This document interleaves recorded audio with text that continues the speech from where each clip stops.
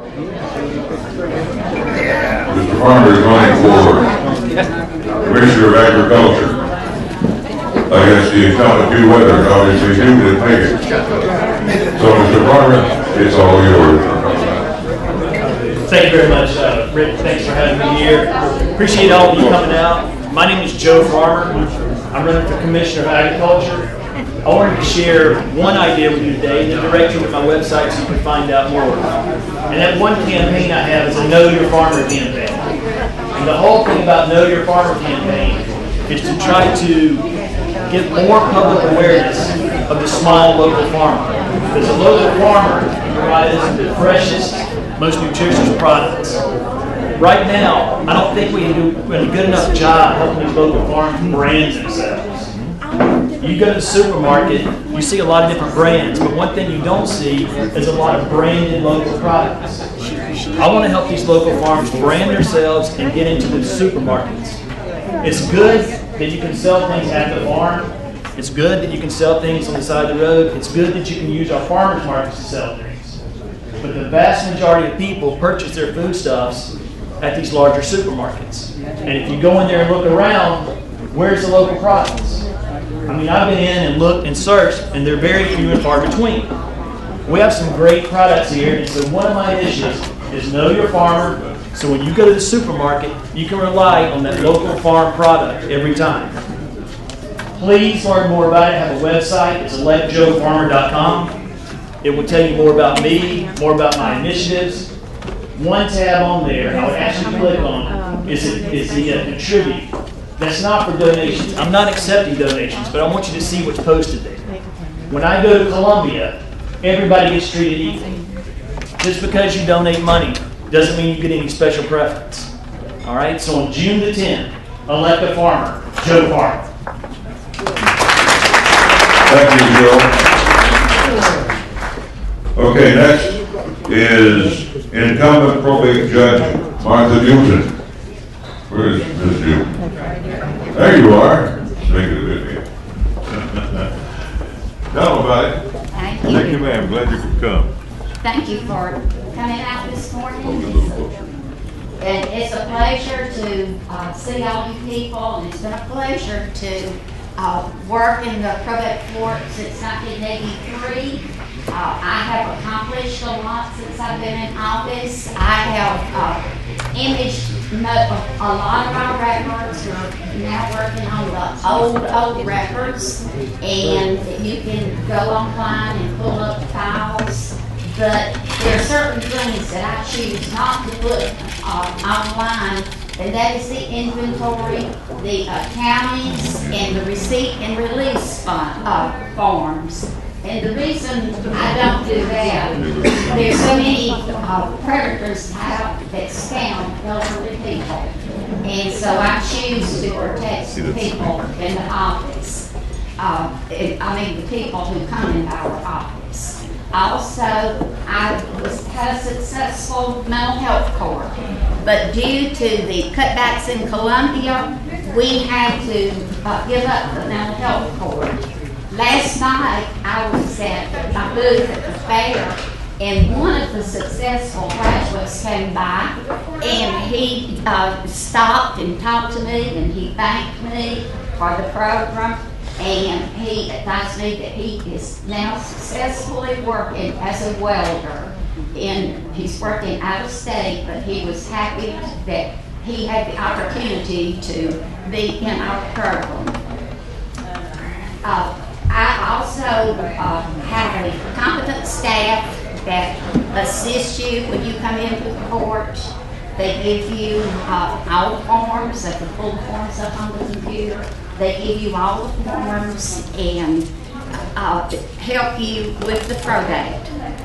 If it's a difficult matter and there's a lot of family feuds, which we see a lot of, then we can only appoint you as a personal representative, and then we recommend that you get an attorney because we can't advise one side against the other. We have to be fair when we go to court.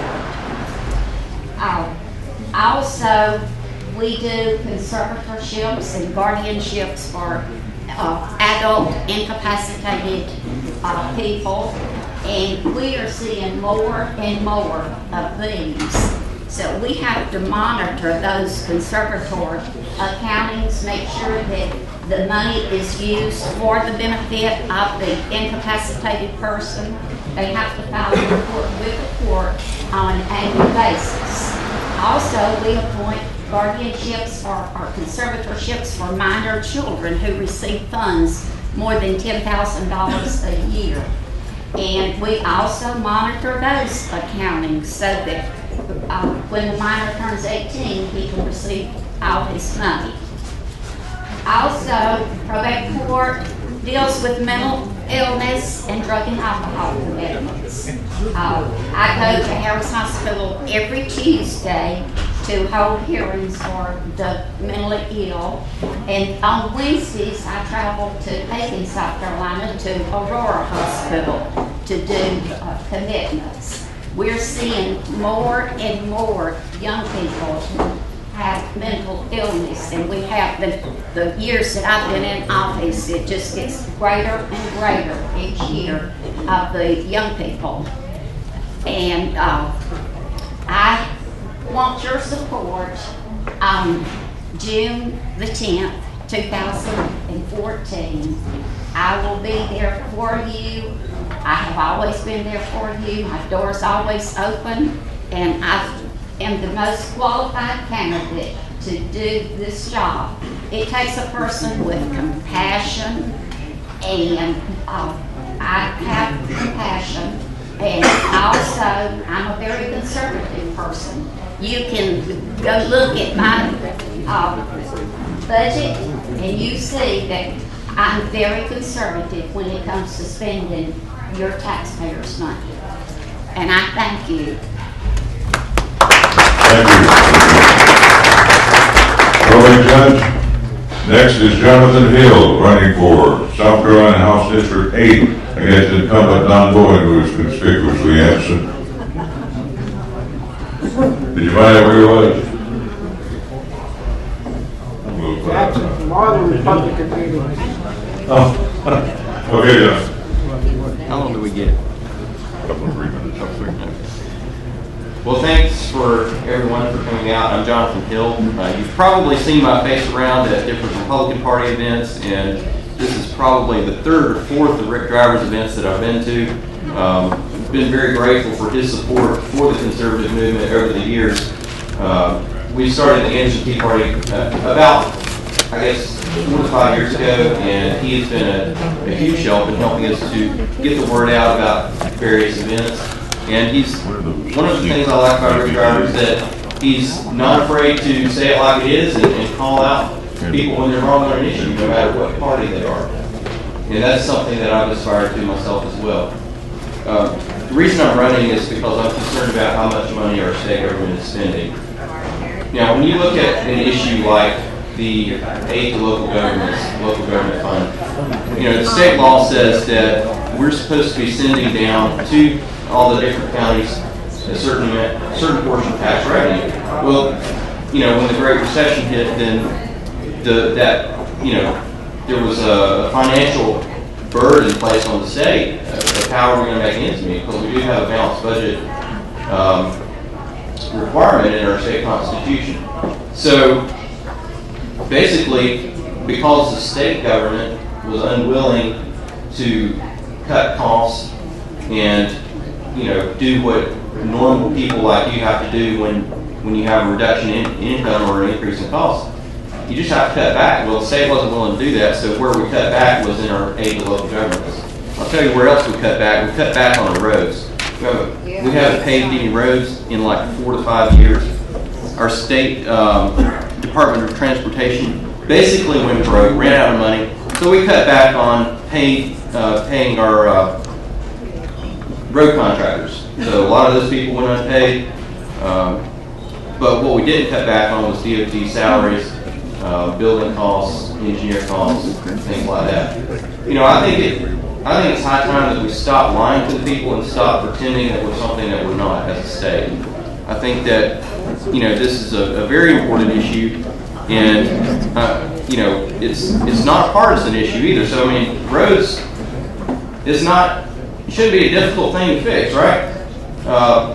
Whether you're Republican, Democrat, Independent, Libertarian, far right, far left, you know, I don't really care where you are on the political spectrum. Everybody wants a good road to drive on, right? So this is something we need to fix, and this is something that I'll fight for, even if it doesn't get me nice headlines in the newspaper. I'm not afraid to do hard work and not get the credit for it. Unfortunately, that's something that a lot of our politicians have lost, is the willingness and the appreciation for hard work. So, you know, one of the things I've been doing over the last couple of months is knocking on doors. I'm trying to reach 3,500 doors. We're about halfway finished with that goal between now and June 10th. And I'd love to have your support. Many of you may not be in the district, but even if you're not, I would love to have your financial support. We're going to be dropping some mailers starting in a couple of weeks. And I want to tell you, I'm fully invested in this. I'm putting in some of my own money, but I need your help as well, because frankly, I just don't have all the resources that I need at this time in order to do the number of mailers that's going to take doing this. So if you would consider, before you leave, if you believe in what I've said, then and would be willing to contribute $10, $25, $100, or whatever you can do, that would be greatly beneficial. But I want to tell you that regardless of where you are, I'm going to be willing to talk with you. I'm going to be willing to return your phone calls and emails. You know, I'm putting my cell number out there. I don't mind doing that. And I'm not going to hide from you, because my decisions are going to affect the entire state of South Carolina and the entire county of Anderson, not just District 8. And so I don't mind talking to anyone, and we'll do so if elected. So once again, thank you, Rick. I appreciate the opportunity to speak, and look forward to your support. Thank you, Jonathan.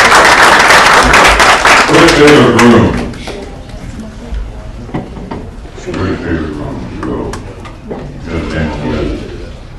Taylor Groom, where are you? I'm not familiar with Taylor Groom. Something else to John. Maybe not. I don't know what it's looking for. I guess maybe nothing. Okay, next on the list.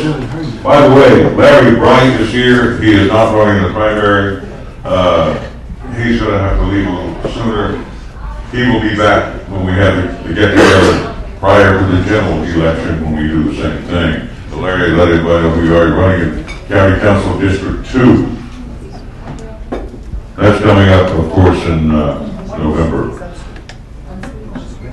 District 4. Tom Allen, next on the list. He is the incumbent. Tom, come on up.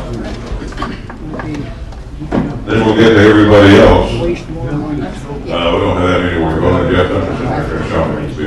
Thanks, sir. Yes, sir. Thank you, Rick. Thanks for having this event today and having everyone in. I'm not going to tell you the things that we're trying to do in council, because all of us basically have about the same platform, working on economic development, getting roads fixed, et cetera, and you'll hear that from a lot of the other candidates on council. What I do want to do today is answer questions. If I've got 5 minutes, that's fine. I'll take any and all questions. You call in on Rick's show a lot, have a lot of questions, a lot of comments. Let's roll. Nail me to the wall. Who's got a question? Yes, ma'am. You know, I already told you. I know what you're going to ask, and then I'm going to give it to Jeff. Yeah, you can give it to Jeff. That's okay. Jeff's used to me asking this question too. My issue is our secondary home 6% tax. We have been to county council, city council, state government, and to Washington on this issue. They can drive 5 miles down the road and do a business or buy a second home for 4%, and we can't do it here in Anderson because we're at 6%. When we talk to the county, they send us to the state. When we talk to the state, they send us to Washington. When we talk to Washington, they send us back to the county. I need to know where the buck stops, so we need to know where to go, because this is absolutely ridiculous. North Carolina's on one side, Georgia's on the other. They both got 4%, and we're sitting here at 6%, and it's killing us. Did everybody hear that? Did you hear what you said? She's talking about second homes, our tax Second is homes, 6% investment versus properties, primary. the whole Yeah. nine yards. Yeah. To my knowledge, and I'll ask Jeff, the Honorable Jeff Duncan, if he knows, there's nobody here from the state delegation. I presume that is state law, the 6%. That's a state issue. That's a state issue, there's really nothing we can do about it. When we went to the state, they told us to come to the county. Ah, darn, see, that's that delegation bunch, they're not here today. Okay. But no, that's something that's gotta be handled at the state level, just like that on commercial business at 10.5%, which is in the state constitution. Of course, we have the right to do fee in lieu up there, so that's another ballgame. Okay, any other questions? Yeah, how much is it gonna cost us to run the boat ramp? I have Annual. no, it will cost. Yeah, to run the boy. program, but I have no idea what that cost may be. Next question. Yeah, I got Yes, sir, Bob. 250 grand. Do you think Judge Couch will Yeah. ever get around to You got a question? deciding what was remanded to him? I wish I had to answer that question. I consider that contempt of court. I wish you would hurry up. I'm with you on that. The legal system trudges onward. I don't know what will speed that up. No. Yes, ma'am. How do you justify spending, what was it, $2 million on roads going to Greenport? When we got roads in the Green county? Pond. Green Pond. Green Pond, when roads in the county are falling apart. Well, that came out of that judgment on the company that polluted the lake, PCBs. So we got a big chunk of money out of that, and that's where the money Are is. you saying that's not taxpayers' money that's spent, that went there? Ultimately, everything's taxpayer money. Was it designated money that had to go there? It had to go to recreation, and that's what it was put on, Green Bond. Yeah, and that was a judgment by the courts. Yes, I have a lot of rental property when they changed the state tax laws a few years back. All the burden's been shifted. It used to be that I could rent a duplex out in 1 month to pay the taxes and insurance. Now it's 4 months. And a lot of it goes back to the schools and the school bond issue. Can we not get from the county a tax in lieu of where local people can keep small business? Because some of your taxes and your assessments are unreal. And you go try to talk to the people in the assessment office, and they will tend to ridicule you. And of course, they've got my opinion about it, but y'all control the county, and when it's at the point that I no longer can, I have to raise the rents on people to an unreasonable level. So the burden has been shifted from homeowners to renters, and I can't pass that through. And so I don't build rental property. And you're going to kill housing in this area. Can y'all not? that's certainly something I will ask about, and it ties in with the previous question. I can't answer that question, George, I don't know, without talking to a number of people, what we could possibly do with Why can't that. we get a 4% fee in lieu of, just as you give, when y'all give industry and go from 10% down to whatever, then that shifts the burden on if you're a small businessman. I know people that Western Oco in Belton, his tax burden, even though he tried to shut the building down, he still has to pay $10,000 a year in taxes on a building that's completely empty. Don't make sense. I'll take that to council, I'll ask you about it, George, I think that's a very good question, and I don't have an answer for that. What we legally can do about it. Because we get the fee in lieu of just as the others. If we're allowed to do that. Yeah, Jonathan? I just wanted to add to that. I can tell you what we can do about it. We can elect representatives that are going to go and change our tax law. The problem with the whole economic incentives deal and the problem with all these myriad property tax rates is that it's just that. Our politicians are playing games with our money in the name of bringing jobs here, but they don't care about all jobs. They only care about the jobs that make headlines and help them get reelected. So, what we need to do is we need to either make it a flat 4% across the board, like the lady mentioned earlier, and that's kind of what you're getting at too. With fee in lieu of is just a means to getting to that rate. But if you don't what I would actually prefer that we do, let's flatten out our sales tax. We exempt more sales tax revenue than we collect. Let's eliminate those loopholes, flatten that out, and then do away with the property tax altogether for both individuals and businesses. I think it'd be much better for people. Every time y'all change the taxes, I come out on the short end because it's shifted. And the small business person is the one that gets killed. And so Belton needs housing. Right. I'm not going to build it. I'm not going to build I think our state ought to be just as concerned about the small businesses as they are bringing in big businesses. Okay, I'm going to charge Jonathan for having my speaking time here. Hit me over the head, Rick, when I've been on too long. I've been on too long now? Yeah. Okay, well, I'll go ahead and wrap. Yes, ma'am. Well, it's not a question. I know everybody here knows this, but landlords don't have enough protection. I mean, tenants just scam landlords all the time, you know, and I just wonder, I don't know what can be done for that, but that's a bad situation. I know, I agree with you. I've seen some of the horror stories that landlords have been left with. I know exactly what you mean. Yeah, Kurt. Hey, I don't want to sandbag you. I'm going to talk about your position on, when I have a chance to speak, I'm going to talk about your position on the Anderson County versus Joe Preston case. Okay. And also when you put the matter of the 1 or 2% sales tax on the, and I'd like you to have a chance to respond to it. I don't want to sandbag you and not have you able to respond to it. Okay, which 1 or 2% sales tax you think? We had a 1 or 2% sales tax that you put on the agenda. I think you voted against it. Was that for capital projects? Yes.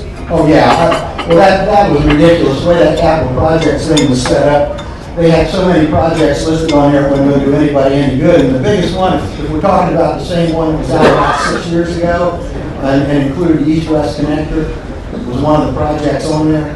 That was going to take up every penny of any capital tax that was added. The whole thing was ridiculous. So I wouldn't vote for it. The Preston case, as you know, I voted against that when it first came up 4.5 years ago because in reading the charges against Preston, I didn't see where it was going to do anything to overturn what occurred on the night of November 18th of 2008. Our auditor went through and did the books, didn't find anything that was illegal. The 2 private investigators that we hired didn't find anything illegal. The grand jury didn't find anything illegal. I did vote for the case to go to Judge Couch because by that time we had already spent $2.8 million, and I thought, well, this will be the end of it. We'll let the judge bang the gavel one way or the other. He did. He ruled against the county on all 11 counts. We have lost at every turn, as far as I can see. So it's going to appeals now, and we'll see what either the appellate court or the Supreme Court does with it. It's there, and let them have their way with it. And thank you, Rick. I'll get out of here. That's good. Okay. Of course, I don't think anybody's going to agree with that. I know they won't. I know. We'll say, hey, will you call up and give me an apology if I'm right? I'll call up and give you one if I'm wrong. On the Supreme Court? On the Supreme Court. You won't be there. Will I start my time? I'll make a... Did you not hear, short up that time, did you not hear what Gene Toll said? I did. In regard, do you think that woman's not going to sit there on that bench? Okay. All right. We know what Gene Toll said. Gene Toll said it looks like one gang was trying to buy off their buddy before the other gang came in. She didn't have the gavel in her hand. She didn't have her robes on. I said the night that happened, that looked like a slap in the face of democracy. It looked terrible, but was it illegal? She's going to have to make a judgment based on a broken law. What law was broken? Okay, wait a minute now. Did Wonder Boy's concubine not sit up there and say, yeah, we had a fair hate here? And then would that not have been a fireable offense? Would it not make it move for everything beyond that point? I'll give you a law that's broken. Okay. And I just asked you, when is Couch going to make a decision on what was remanded to him? All right, let's answer Rick's question. The concubine, that was testified to in court. That was not one of the charges against Preston. This counsel could not bring that against Preston. The prior counsel could have. They'll be in jail. That's right, but that's not a charge against him. Because it didn't look good, didn't feel good, you can't win it in court. Okay. It's there. It's going to appellate court. It's going. Tom, I was at the Supreme Court building when Gene Cole and 5 of the comments they made, and that was on the Fremantle case. On the Fremantle case, and she was very, and she had on a road and she had on a gravel, and that's when they reversed it. So that was a ruling that came. I heard it with my own ears, and my son was sworn in down there as an attorney. So that's the state Supreme Court. So don't say that it wasn't done without a gravel in hand. The verdict was reversed, and that case was remanded. And so it was, I mean, those court justices made their opinion very clear. All of them down through there. So that came from the bench. Well, we will hope then in the next few months it will be finalized. Yeah, me too. Me too. Okay, we'll move forward. Remind me of Ward Bond. You got some stuff here, don't you, Chuck, in relation to that? Yes, I have about 6 pages of the county's brief to the appellate court. And after reading just 6 pages, if it doesn't show corruption, I don't know what will.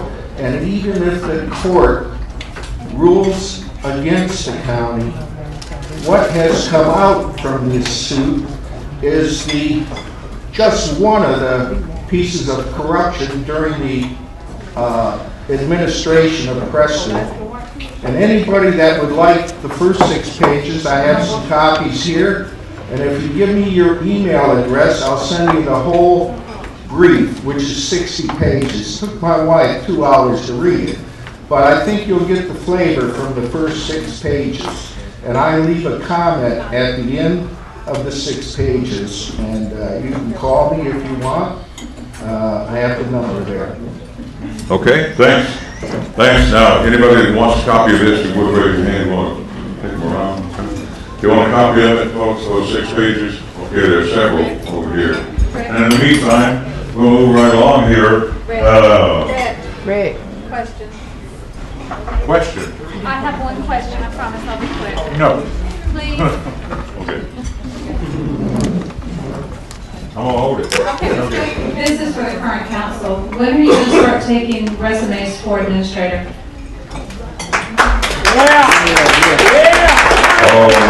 Okay. Let us know. Okay. Now, Frank Presley. Mr. Presley, he's running for District 2. You're running as a Democrat, I said. Independent. That's gonna be tough. Go ahead. Well, it's too late to sign up for any others, so independent it is. So you're not happy with the way things are going in District 2, obviously? I'm not. Okay, go ahead. You got a couple of minutes. Well, I wish I could get up here and wing it like these other people, but I'm not really that much of an accomplished speaker, so I kind of wrote what I was going to say down. Don't worry, it's in like 24-point font, triple space, so it's not as long as it looks. But what I'd like to do is introduce myself. Probably not more than 1 or 2 of you really know who I am. I'm sorry, can you hear me better? Okay. What I want to do today is introduce myself. I'm not a politician. I've never held any office before. I'm just a plain average citizen who's interested in being involved with the government process here in Anderson County. Why don't people run for office in Anderson County? The political arena of Anderson has been described by some as being toxic. Now, while some parties, like Judge Couch, seem to think that's a bad thing, I for one see that as a good thing. A good thing that the citizens are not willing to take the actions of their bureaucracy lying down. But the citizens are speaking up, putting on the pressure, ousting poor leaders, demanding fresh leadership when our elected and hired employees do not make the grade. It's the democratic process at its best. It's only toxic to those who have been purged from the process. The attacks made on members of City Council would deter the average person from being involved. And I can see why, and I'm sure that you do too. When I looked up the requirements for running for office, I didn't see anywhere that it said that you were not eligible to run if you weren't wealthy, if you don't own lots of businesses, homes, and cars, if you don't have all your teeth.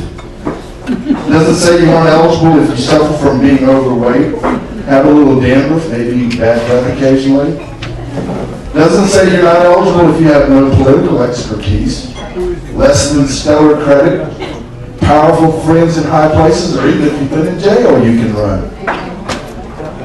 Thank goodness for that. That means that an average Joe without $1 billion and a political party to back him can still run for political office in Anderson County. Why are we in the mess that we're in? I think I best heard it described in Rick's show over the past week when he played a segment where a gentleman was telling us how we had lost our values. Our grandparents and our parents, the values that got us where we are today. We don't play by those rules anymore.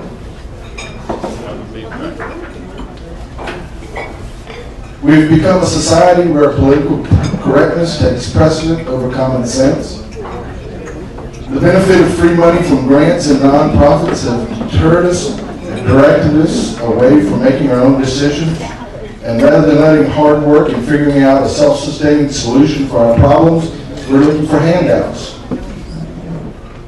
The country is a victim of this county is the victim of creative accounting that permits one department of county government to charge another department 25% profit. We have a county government that permits its employees to take cash advantages to pay their own mortgage. Now, I know this is a prior administration, but bureaucracy is continuous. It doesn't change when the people up on the county council change. And their practices continue on, even 5 years after Joey is gone.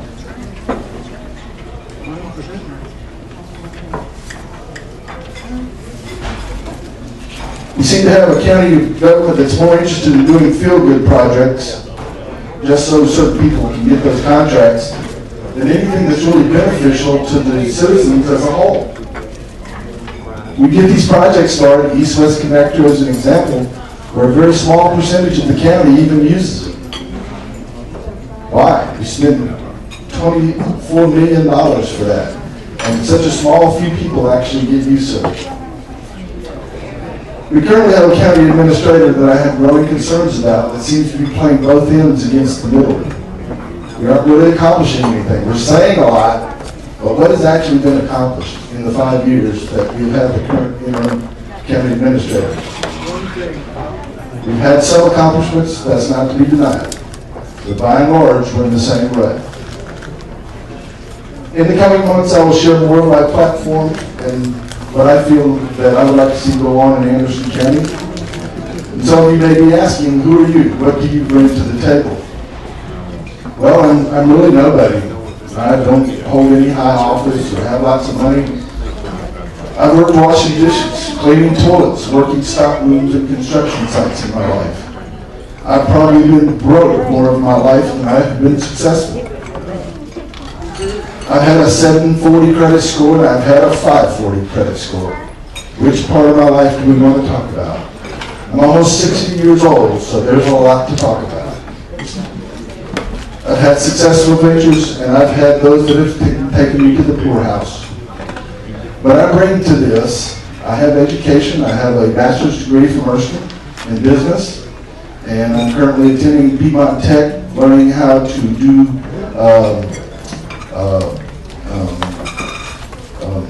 mills and lathes. I'm sorry, drew a blank there. Okay.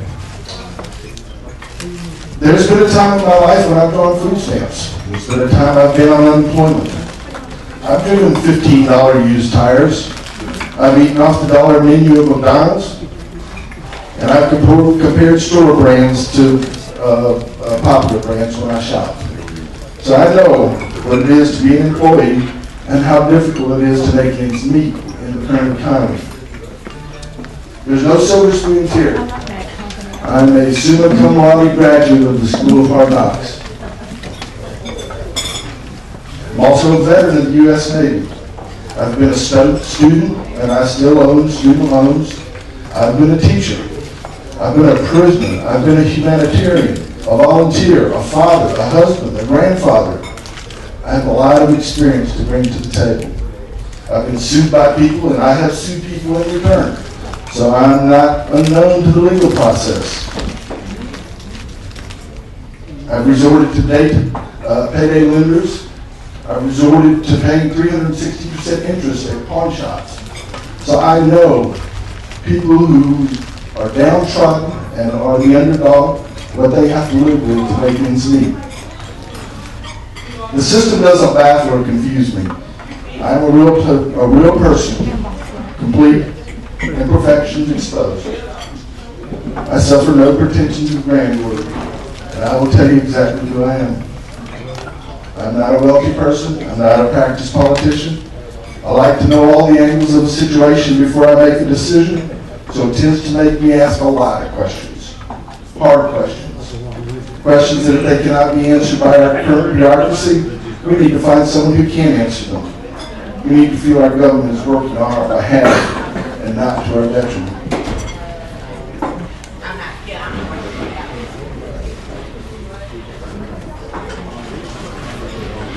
What do I offer that my opponent does not?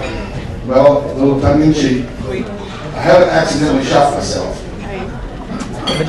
I haven't spent 12 years fattening myself at the county trough with very little in results to show my constituents. I haven't demonstrated almost on a bi-weekly basis how completely ineffective I am as a communicator and representative of my district. I have not aligned myself, worked behind the scenes to benefit, nor become a spokesperson or defender of Joey Preston and his accomplices. These are people who have done their level best to hurt Anderson County in every way imaginable over the past 15 years. I can stand and commit to you now that I will never, ever blame being a man or being white for anything that I ever fail at. All race means to me is I have to use more sun tanning oil than you do to protect me from the sun. What I bring to the table is passion and a love for the people of Anderson County. We can have all things, but without love, we are nothing. I bring passion for sound conservative government, a passion for patriotism, a passion for fairness, a passion for equal protection under the law, a passion to champion the cause of those without a voice, a champion for those without hope or vision for a future. We have to plan now for what's going to happen 20, 30 years from now when our children and our grandchildren have to take up and where we leave off. Are we going to hand them a pile of debt, or are we going to hand them prosperity?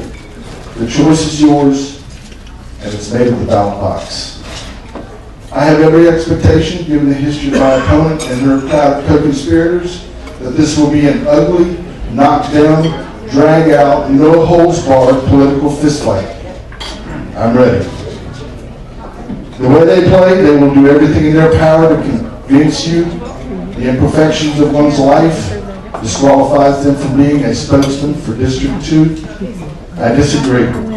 I'm fully qualified under the law to run for office. My education, my life experience allowed me to at least run with all my imperfections exposed, unlike my opponent, who hides behind secrecy and pretentious piety to do her business. I'm a real person with real ideas and a passion for Anderson County. I'm pleased to announce, God willing, health and finance permitting, that I will be registered as an independent candidate and running for the County District 2 seat in the November 2014 election. Thank you.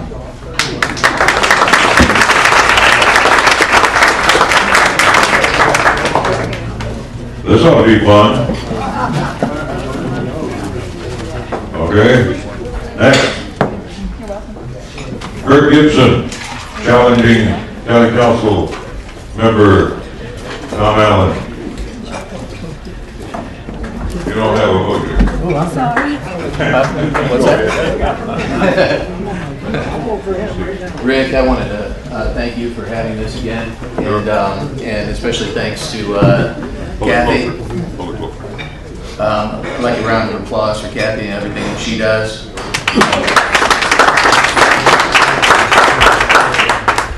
As Rick said, my name is Kurt Gibson. I'm running for County Council District 4. Thank you for that. I've been married for 20 years. I've been down here about 20 years and running my practice as a lawyer for 20 years. Before that, I was a CPA in Illinois before going to law school for 4 years.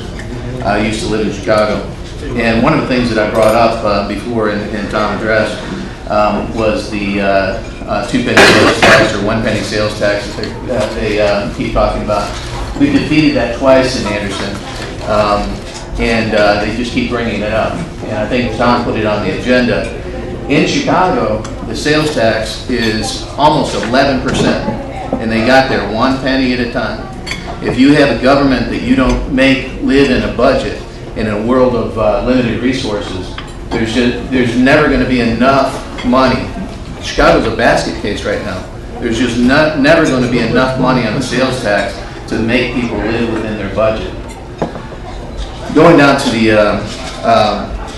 Tom recently gave a speech and said that about 80% of his votes are routine and boring votes. And those are the 6-1 or 7-0 votes that you read about in the paper. Everybody's going to be on the same page on that. I'm sure that there won't be any difference between Tom and I on that. But it's the other 20% that I have an issue with, and a lot of people that in District 4 have an issue with on Tom. A lot of times I read the paper and it's 4-3 vote, and I think I'm going to be on the other side of those votes. I'm only pointing out the differences because otherwise there would be no reason to vote for me other than Tom. So. But probably one of the biggest things that's happened in Anderson County in recent memory is the Anderson County versus Joey Preston case. When Tom came in, I was a big supporter, helped him get elected, or tried to help him get elected with a lot of other people, because we had to make a change on council, and he was behind the investigation and a big supporter of it. And then when it came down to do something about it on the litigation, he voted against it. Then once we're in the litigation, he voted to spend most of the money that everybody's complaining about. And then now when we have a chance to win it on appeal, he's against the appeal. So it's going back and forth, and you don't know where he's going to stand on the issue. Just like the sales tax. I mean, he put it on there, and then he voted against it. I think that a lot of people, though, in District 4 are worried that if he had gotten he put that on the agenda, if he had gotten 3 other votes, he might have been the 4th. If we had enough support for it, you might go for it. If the only thing you know about the Anderson Anderson versus Joey Preston case is what you read about in the paper, you don't know half the story. They try to make it a case where it's just about money. You're trying to get $1 million back and you spent $3 million. Well, I've got news for you. The $3 million's already gone. Now we want a final decision on the matter, and that money's already been spent, and we might as well continue it.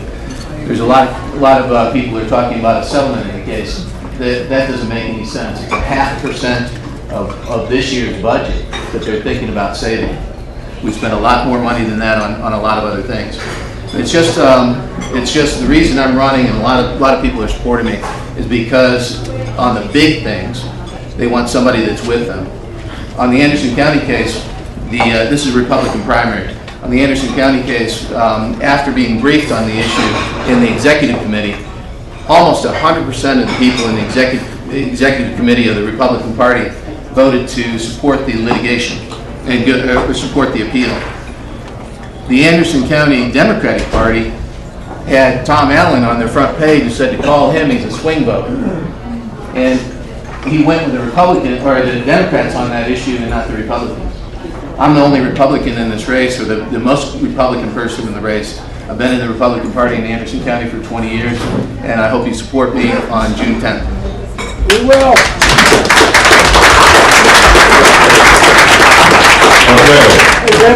Rick. Yes, sir. One 30-second clarification. Okay. I did not put any tax at any time.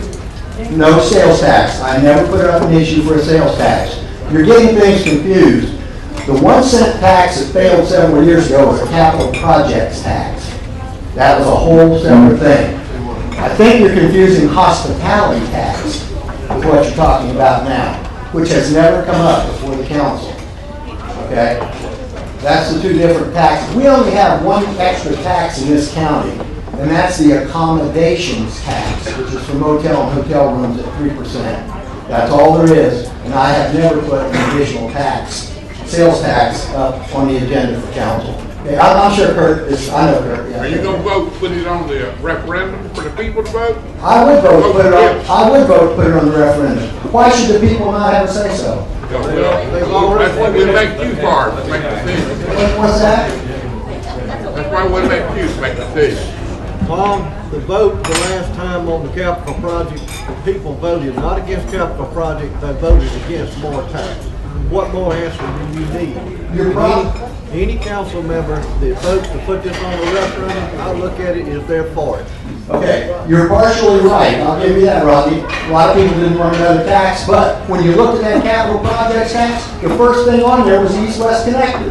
$25 million. That was the entire capital projects tax and then some. So why did anybody vote for that? They weren't going to get anything in their district. It was only going to be one road. I think the people have a voice.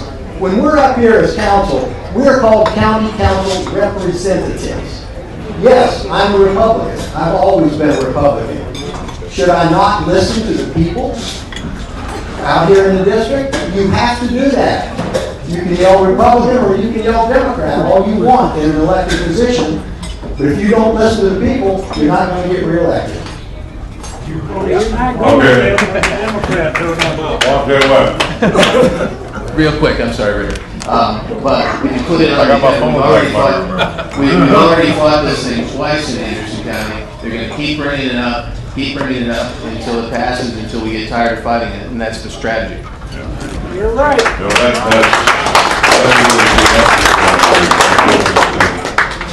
you know, I'm just basically in a sidebar here for a moment, no pun intended. Why do we expect different results out of the same bureaucracy that we had in the previous administration? You can't. Why do we do that? Why do we keep the same people employed that are causing problem after problem after problem? And we still have the same blame problem today that we had then. Now, Tom, that's one question I have. Why do we keep the same dum-dums in those positions? Name names. Who's there and what's the... Angie Stringer, number one. Number one, we got problems at the animal shelter. We got problems at the airport. People are talking to me all the time, saying, where there's smoke, there's got to be fire, Tom. Where there's smoke, there's got to be fire. And we're working I don't want to get on my soapbox. No, the animal shelter's doing fine. We're looking at... Animal shelter's costing us an arm and a leg, no pun intended. I mean, my God, to look at the numbers that we're spending, the cost of the building of the thing. Yeah. Now we've got tripled the employees out there. We have gotten a knee-jerk reaction to this thing. And look at the number of puppy mills that we've come across. 150 a year ago, 100 4 months ago. I understand that, and I don't think anybody in this room wants to be cruel or encourage anybody to be cruel to an animal. Nobody's going to do that. I'm certainly not. But it seems like when these windows of political correctness open up, and this is one of them now. Now it's on the animals. Last week it was deadbeat dads, and the last 3 or 4 years it was something else. Now, what the heck are we doing? How about just leaving people alone and let them do what they're going to do? People are going to do it no matter where we have a law on the books. How many people are in jail now for driving drunk? And how many laws we got on the books for that? I mean, that's the point I'm making. You know, the same thing will apply to any other subject matter, I believe, down the line. And would you agree or not? Well, I don't. If you will name specifics, I will either agree or disagree with you. Well, I just gave you, the airports. All we have to go on is what we can gather in information. When you've got the same bureaucracy that's in place that guards that information, and we can't get, unless you are absolutely specific, and nobody can be absolutely specific with that. I can. Okay, all I can tell you, we are working on the airport situation. The airport is critical to Anderson County. That was a okay. gateway into Anderson County. One thing too is, why is it that Oconee's airport is full and Anderson has empty spots? I will tell you why theirs is full and we have some empty ones. Because we're charging too much for some of the hangars. Who's doing that? We're getting that corrected. It was done by, I'm not going to mention a name. It was done by an individual. I'm not going to mention the name, but we are working to correct that right now. The same guys in charge of the airport that's in charge of the roads. Yeah. Okay, well, we gotta move on. We're not being fair to everybody. And Jeff's sitting back there saying, I've had my fish. Okay. Next, Denny Boyd, running for County Council District 5 against Mr. Dunn. Mr. Dunn is not here. However, he was invited by everybody else. Okay, Denny, you got three. You ain't gonna book, do you? Okay. No, the book. Well, I do. You open up the minutes of the county council meetings. There's your book. You get that on the way. But hey, answer your question that you asked earlier. Here's what tears me up. We want to pass the buck, right? Or it's somebody else, it's somebody else, it's somebody else. Well, I tell y'all what. Your county council member, whatever district you have, if stuff's not going right and you people in Anderson County aren't being taken care of right, why are they up here running around Smalley getting their picture taken when they can be down in Columbia, jumping up on down to the legislator's desk, saying, hey, you're not taking care of our people. That's what they should be doing. Mr. Hill, I'll just tell you since you're here, if you get elected and these good people vote me in to county council, you will hear from me. Because if you don't do your job, I'm going to let you know. That's what they vote us in for. Now, say what? Exactly right. Thanks, sir. Here is a campaign card that came out June, or actually, yeah, it was around June of 2012. It was my opponent in 2012. Now, he messed up. He spent money he didn't have to because the Conflict Protection Act kicked me off right before the primary. So I had to go out and do the petition. But I want to thank my opponent for the card that he sent out, because on the front of it, he's boasting about he was leading the way for more than $1 billion in capital investment and hundreds of new jobs. They love to boast about that, right? Well, I'll get back to that after I turn to the back of the card. On the back of the card, he says he's fighting for it. He's fighting for open government, no wasteful spending, real economic development. Now here's the key, and he actually underlined it. He says, no new taxes or fees. Well, what happened when he got reelected? You got one of the largest taxes increases this county's had in a long time. And fees went up. Not only add to that, he had to post Monday night for you that was in the Women Republican meeting that he was the one who stood up and gave you, the taxpayers, one meal back, trying to take care of it. He forgot to tell you that they overcharged you 2 meals. Illegally. So we want to get up and brag about what's going on and what we're doing. But hey, get your facts straight. I love this $1 billion in capital investment and hundreds of new jobs. Now, I might not be a smart man, but if it was that great, why did 4 of them, which stood forward, voted to raise your taxes? If it was that great, we should have got a tax cut. Billions of investments. Now building, it's a little more than building, but let's just go with a billion. That would have meant taxes to Anderson County of $30 million alone. Ooh, where'd that go? If council members can answer. Now, another kind of situation that I got a little bit of a problem with is what we were talking about while ago. We were asked about green thumb. and what it was going to cost. Well, isn't it amazing that nobody can give you a number? Now, I'm not there, and I don't get all the information that they give, but right now, I got it figured out around $270,000 a year to maintain Greenpoint. Now, where's that money gonna come from? Now, I might be wrong, but that's the best I can figure with the facts that I can get, but they're there, they should be able to tell you.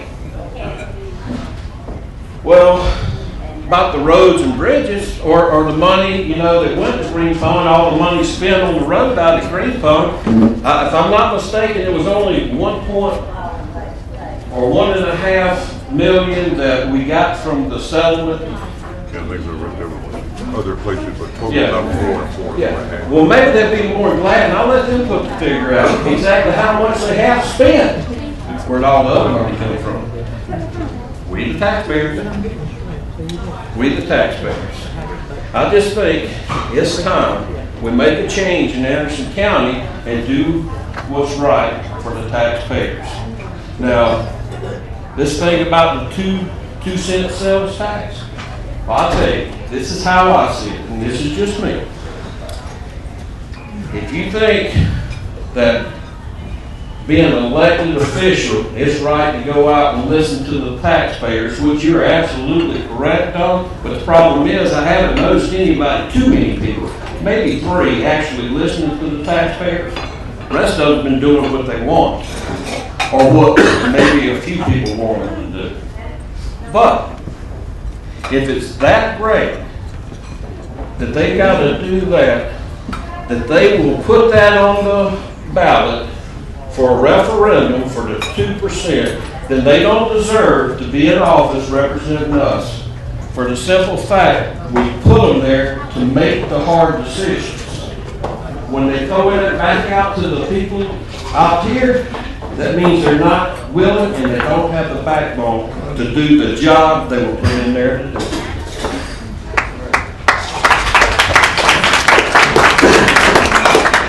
So, I'm not gonna, I've got some other stuff I could put out, but it's just too much fun, and I'll hold on to it. But, Turn the switch off. so, I want to say this, if you're in District 5, I truly appreciate your help. If it's just calling a friend and telling a friend, if you're not in my district, I think most of you know I'm true with what I'm saying. And my heart's right about it. I can use your help. Call a friend in District 5 and let them know and help me that way. I can use your help. And remember this, I realize I may be in District 5, but my vote, every time I raise my hand, affects each and every taxpayer in Anderson County, not just in my district. So I'm not going in just for District 5. I'm going in for the taxpayers and citizens of Anderson County. And that's what's important. Thank you, Mike. Okay. Next, we have only 2 to go. By the way, there's one gentleman among us that's going to celebrate a birthday next Thursday on the lighter side of things for a moment. He's not going to be here 29. Actually, he's 90. Bill Pilgrim sitting over here to the right. Wave your hand. Mess with him on Thursday. That's the actual day. Okay, next is for the position of probate judge, Dan Shire, in the June 10th primary. Thank you, Rick. Yes, sir. Appreciate everybody being here. I know this takes the time out of your pretty Saturday to be here, but it shows that you care and that you want to be here and that you want to learn. I'm going to cut mine a little bit short because I don't get a chance to hear from Congressman Duncan very much, and I want to hear from him, and I know he's got good stuff to say. I wanted to tell you a little bit about some of the bigger issues about the court system. We've been talking a lot about court today, and we should. It's important. Court is the third branch of government, and that means that court only works when we have integrity, when our integrity and when our confidence rests with the court system. Everybody has personal issues, everybody has policy issues. The court works when, and I took the oath myself, that you took the oath, every judge in the state takes an oath to be impartial, fair, considerate, courteous, and listen to the facts of the case. That's important. And if you don't have that, then it doesn't work. So, I gave you a handout today, most of you got it today, about the plan for the future, what I want to do with a probate court. And I think it's doable. I think it's needed. We're looking at the next 20 years instead of the past. We're always looking at what the needs of the families of Anderson County are for probate court. So that's something that we're going to be talking about in the next 30, 38 days, honestly, about and taking a look at that. But I want you to understand that even though we don't talk about probate issues very much, we don't talk about magistrate issues very much, it is important. We are a unified court system, which means the process that you use as the Supreme Court of South Carolina is the process that you use in probate and magistrate's court. It's important. And so we're going to hold that integrity, we're going to hold that confidence so that people can say, if I go to court, when I go to court, it's going to operate the way that it should operate. And that's what's important. So I wanted to ask for your consideration because you don't have too many judges that are elected in South Carolina. There's only 46 of them. But the law said that it was important that the voters of South Carolina and each county have a say in their probate judge. And that's what we're doing. We're exercising our right as the law to have an election. So be glad to ask any questions, answer any questions that you may have. We still have 38 days for the primary. So I'm going to try to cut mine a little bit short. Again, I want to hear from the congressman. And Rick, Kathy, I thank you all for everything you do. Fine. Thank you. Now, the final speaker we have speaking for Mr. Ray Moore, who's running for Lieutenant Governor, among a rather large field of folks as well. And Dr. Henry Jarrett will be speaking for Mr. Moore, who can't be at two places at one time. Yes, sir. Thank you. Thank you, Rick. I want to thank Rick for hosting this, and particularly for what he does every morning, 5 days a week in the show. It's extremely important. If we didn't have Rick, we wouldn't know what's going on in Anderson. Thank you, Rick.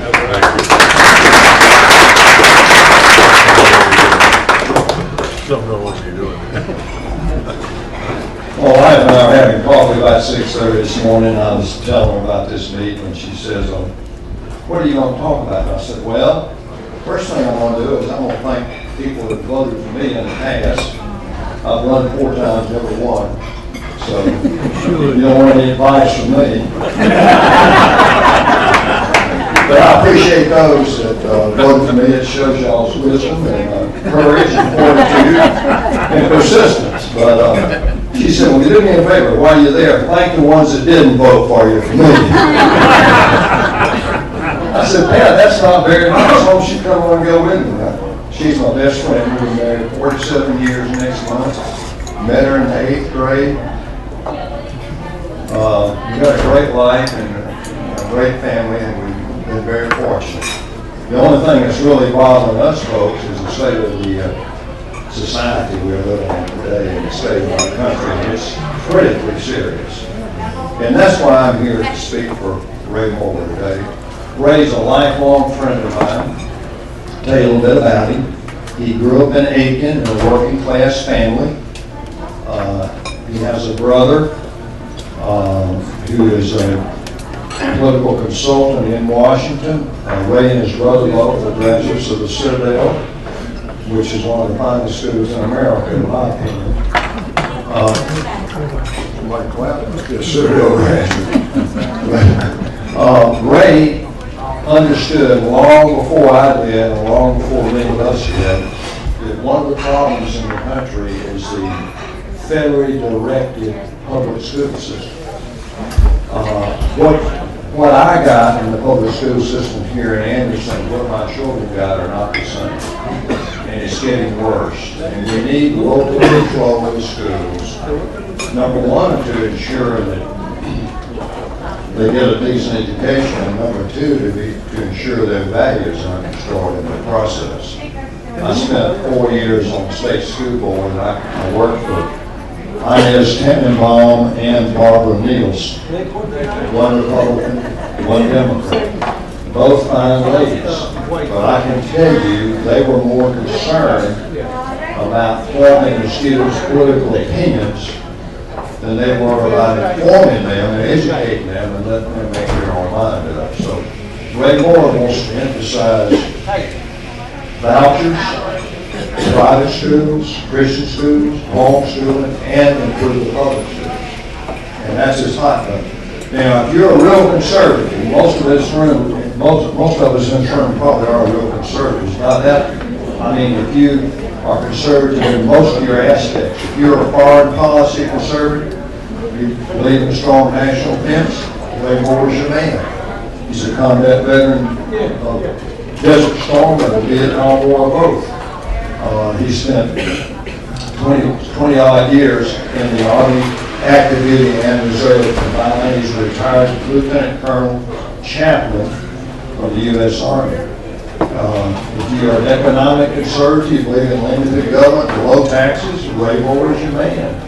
He understands that the government and the politicians are going to spend every penny they can get their fingers on. And the only way to make the government more efficient is to make it smaller. If you're a social issue conservative, if you're concerned about the pro-life issue, about the emerging battle between homosexuals and heterosexuals, Ray Moore is your man. He's a complete conservative. I hope he wins. I know some of the men in the race. In fact, I've run against two of them, Henry McMaster. I like Henry. I wouldn't vote for him. I ran against Mike Campbell. I like Mike. I like his daddy. I admire his mother. She's a delightful lady. I wouldn't vote for him. Do what? I'm sorry? Lost somebody that question. But they're both fine men. When it comes to Ray Moore, they pale. They really do. Ray Moore is the real deal. I hope you'll take this brochure along that I passed out and pass it on to some of your friends. Thank you very much, Rick. Thank you. Okay, that's going to wrap that section up. I don't think I missed anybody. I do want to recognize a few of the elected people that are here already. Eddie Moore is here. County Council. Cindy Wilson was. Where did she go? Just left. Just left. Okay. Well, she was in for a few minutes anyway. Eddie Moore and oh, Miss Taylor's running. Who's running again? I ain't running nobody right here. Not today. No. You're the last one. He's running against Mr. Cole. Mr. Cole did not show up. I'm a little glad about that. Don't say a few words. Thank you, Rick. I appreciate y'all having this today and letting everybody get up and Dr. Jordan, thank you so much. You've been my hero for many years. And, I'm one of the ones that voted for you. And I do like your candidate's name too, I might say. Not one more, right? Yeah, Ray Moore. All right. But I hope everybody will get out and support me this time. I do have opposition, and it's very defined opposition on what he said. The other day when he got up, he spoke. He said he wanted to be civil. Well, I'm going to tell you something. If you're on county council, you don't agree, you're supposed to not be civil. And I have a reputation of not being civil. And if you get up and you vote your convictions, and if they're not the convictions of your constituents, they'll let you know in election time. And that's the way I feel. That's the way I've always operated. I'm a little blunt sometimes, but sometimes you got to be blunt. But I will be a conservative voice. I'll continue to be a conservative voice. And I will not, if reelected, I will not form a coalition with the most liberal Democrat in Anderson County to preserve a 4-vote.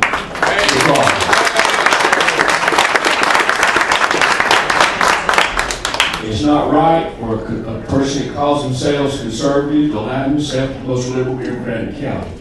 And I just don't agree with it, and that's my conviction. And I appreciate all the support that y'all have given me over the years, and I appreciate if you can support me this time. If you know anybody that lives in the Belton, Star Ivy area, please pick up the phone and give them a call and tell them to come out and support me. And I would like to entertain just a couple of questions. If anyone would like to ask me a question, I'd be glad to answer them. I think everybody pretty much knows where I stand. Yeah, this does pertain to the county, but it also pertains to the state. The road that we live on was chipped, I guess you'd call it, you know, where they take the top layers off of it. 10 years ago, they have yet to repave it and fix it. In areas, they come along and they'll patch holes that are developing because of their chipping. And they have yet to repave the road. I first went to the county for help, and I was told I can't do anything. I would think that as a county council and county government should be able to put pressure on the state to finish what they started. What do you and the other candidates as county council members plan on doing about it? Because we got roads falling apart in this county that are state projects that aren't being touched. I now know that the highway department, we don't have an office of the highway department in this county. I was told it was all sent to Abbeville. Is the money gone there too, and that's why we're not getting it? I would like to address that. Ms. Wilson and myself and Mr. Crowder, one of our main agendas was to put more money into the budget for paving roads. That, as far as I'm concerned, is the most important thing that we do on county council. Back years ago, my great uncle up here, it lives up in Sandy Springs, Uncle Doc Garrett. He was a commissioner up there, same job that we are now, and they called them road commissioners back then. And he told me right then that if he was paving a dirt road, he was happy. And we should be doing more with our money in the county now, because getting industry to come in here, schools and roads and infrastructure is the most important thing that we can have. At the last budget that I voted against, Mr. Crowder voted against, and Ms. Wilson voted against, we had tried to transfer some money over to put more money into the paving of more roads. And we were blocked. And we had very conservative cuts. It was minor, it really wouldn't hurt anything in the county. When we was going to put more money over into it, we were blocked by that 4-3 vote. Who are they? Yeah, name. And the 4 votes was, of course, Ms. Floyd, and Mr. Alley, Mr. Dunn, and Mr. Waters, and they voted against it. So that has been my priority ever since I've been on council, is to try to do roads. And I have the 1/3 of Anderson County, geography-wise, that my district. I have the largest district. I have the most roads of any other county, and that's the most important thing to me. That's what I hear about more than anything else. And when I send somebody out there to throw a 50-cent patch on the road that needs to be repaved, it's not right. People in this county are paying taxes. They're paying high taxes, I think, too high taxes. And we're not putting the money where it needs to be spent. It needs to be spent on our roads, our infrastructure, and water lines. I've got people that do not have water. They have wells that are drying up, and we can't even get them, they can't even have water lines to them. Our priorities are wrong in this county. I've said it for the last 3 or 4 years, and I have consistently voted. And I was proud to get a card in the mail last week that they rated me as the most conservative council member in Anderson County, and I'm proud of that. Mr. Gore, got a question for you. You have been a conservative vote. I appreciate it. all the taxpayers in Anderson County appreciate it. The question I got coming up right now is, I looked at the agenda for Tuesday night.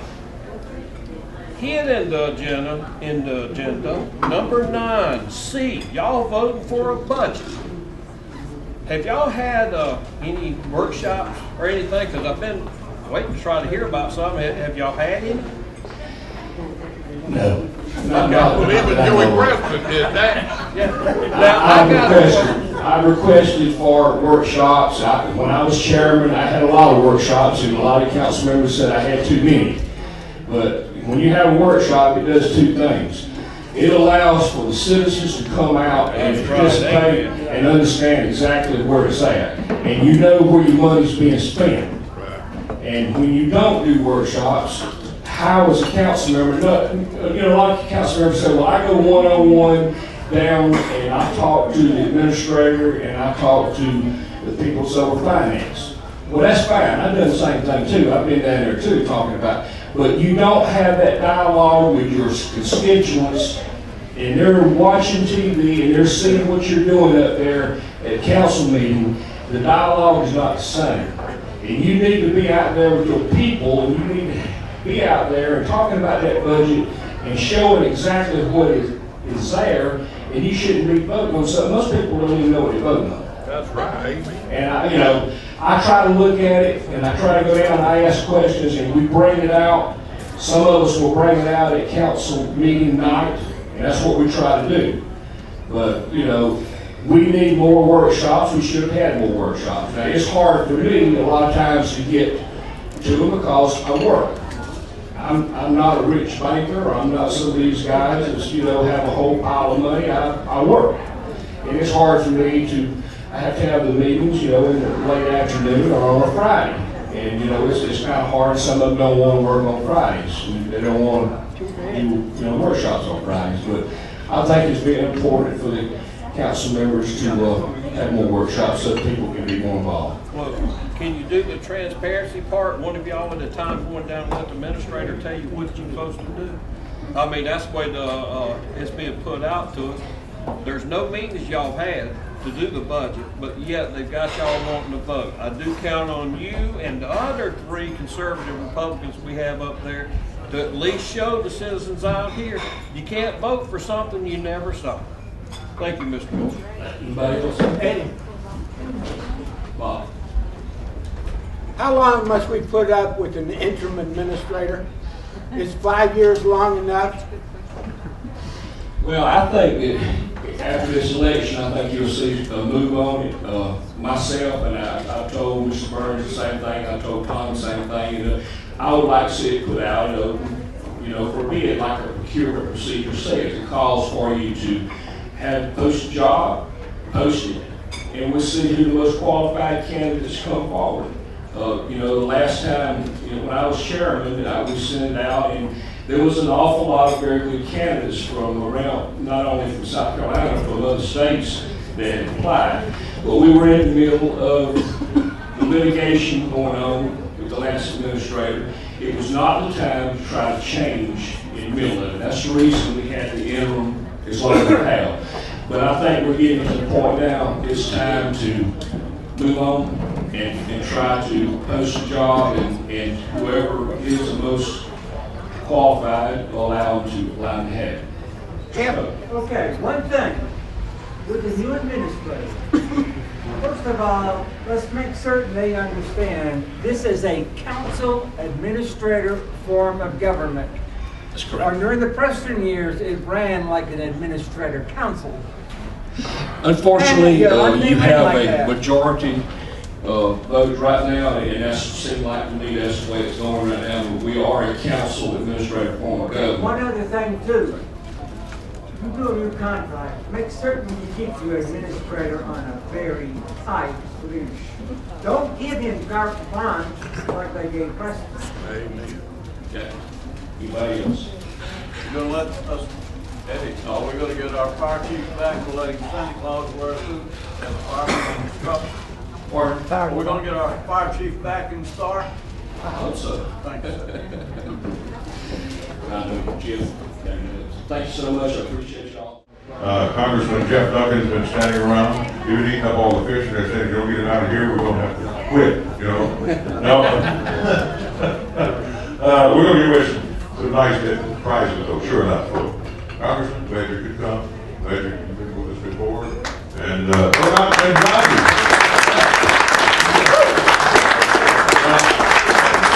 Thank y'all for having me today. And, you know, I was going to talk about Benghazi, but, you know, dude, that was 2 years ago. I mean, what difference does it make now? Diversion, subterfuge, Benghazi.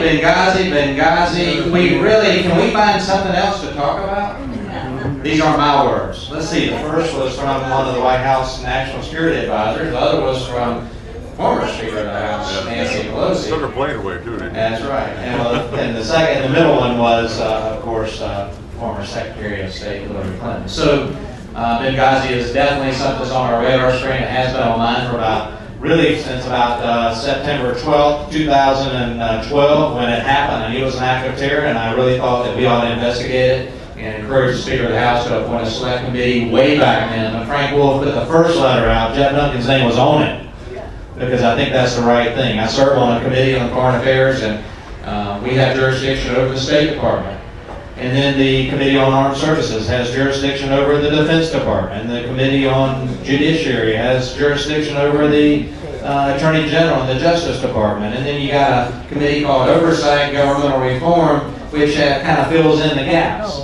But if you want to have the Secretary of State, the Secretary of Defense, the head of the CIA, and everyone that had some sort of culpability or involvement in Benghazi in the room at the same time, at a table to answer the questions of the American people, you got to have a select committee in order to do that. Because I can't ask the Department of Defense to come to the Foreign Affairs Committee, and I can't ask Eric Holder to come to the Foreign Affairs Committee. Judiciary can't ask the Secretary of State to come to the Judiciary Committee because of jurisdiction. The Select Committee has no jurisdiction, and they can have subpoena power to actually start delving into this. You get somebody with bulldog tenacity, like my colleague Trey Gowdy, chairing that committee, we're going to get an answer for the American people. It's important to me, because I met with Charles Woods, Tyrone Woods' father. Tyrone Woods, former Navy SEAL, gave his life in Benghazi on September 11, 2012, trying to defend the ambassador of the United States, the president's handpicked person to represent him in a foreign land, who lost his life there. Tyrone Woods on the roof with a laser identifier, targeting the enemy, hoping the munitions, laser-guided munitions, would be dropped on the enemy. Did he think it was coming? Why did he expose himself on the rooftop? And while he did, a very highly trained mortar team within the group of protesters walked mortar rounds, as only a trained individual can do, walked mortar rounds, boom, boom, boom, bang, and killed him. And he and Glenn Doherty gave their lives for this country. And I told his dad, we're going to not let your son's death and life go in vain. We're going to find out the answer. And I'm proud that the Speaker finally listened to us. And I'm glad we're finally going to get to the bottom of that. So Benghazi is definitely something that's been on our radar screen. You know, I went to Washington in 2010 with really three things in mind: jobs, energy, and our founding fathers. What do I mean by that? The economy had tanked. We needed to start creating jobs, and I went with the understanding that government doesn't create jobs. We get the government the heck out of the way, America will come rebounding back. When we unbridle and unleash that American entrepreneurial and innovative spirit, the real job creators in this country, we don't take all of their wealth, all of their income through redistribution policies. We allow you to keep more of the money that you earn in order to invest and create those jobs. It'll happen. And that doesn't come about because of government policies. It comes about in spite of government policies of what we see now, that it actually thrives when government gets the heck out of the way. So jobs. Energy. I think energy is a segue to job creation in this country. I believe if we truly pursue an energy economy, we would see the economy rebound. I look at North Dakota as a microcosm of what we could be in this country if we pursued an energy economy. 3% unemployment or less, we would say negative unemployment, because McDonald's is paying a finder's fee for you getting a job at McDonald's. If you're looking for a job, go to North Dakota. North Dakota, Oklahoma, Texas, Louisiana have very low unemployment because they are energy-driven economies. And we could do that here in South Carolina by opening up our offshore areas to allow energy production off the coast of South Carolina, something that I'm working hard on. And people say, oh, well, you're gonna may have a Deepwater Horizon accident out there. You're going to ruin the tourism industry, the number one industry in our state, by having an oil platform off the coast. Well, let me just answer that. First off, where we believe the resources are 15, 20, 70, 120 miles off the coast. You're going to have to get in a boat to go out there to know that they're out there. So you're not going to see them from Bali or Davie or Myrtle Beach. You're not going to see any activity. Where you are going to see the activity happening is on shore. I'll talk about that in just a second. So we do find oil. I know we do find oil because at 37.5% revenue sharing back to the state, that's a heck of a lot of money that the state representatives of the General Assembly can take and direct toward roads and bridges and infrastructure needs we hear about all the time on these campaigns. A dedicated revenue stream to meet their infrastructure needs of this state can come about through oil and gas revenues that come back to the state for production offshore. Jobs, onshore jobs. When we think about oil and gas exploration and production, what do we think about? Well, Rick, we think mostly about the guys in the hard hats and the greasy uniforms out there turning the drilling rig on the platform. That's what you envision. But let me tell you about all the jobs that come down. The first domino that falls is us as a government policy to allow offshore drilling. Once that happens, you start having that production happen.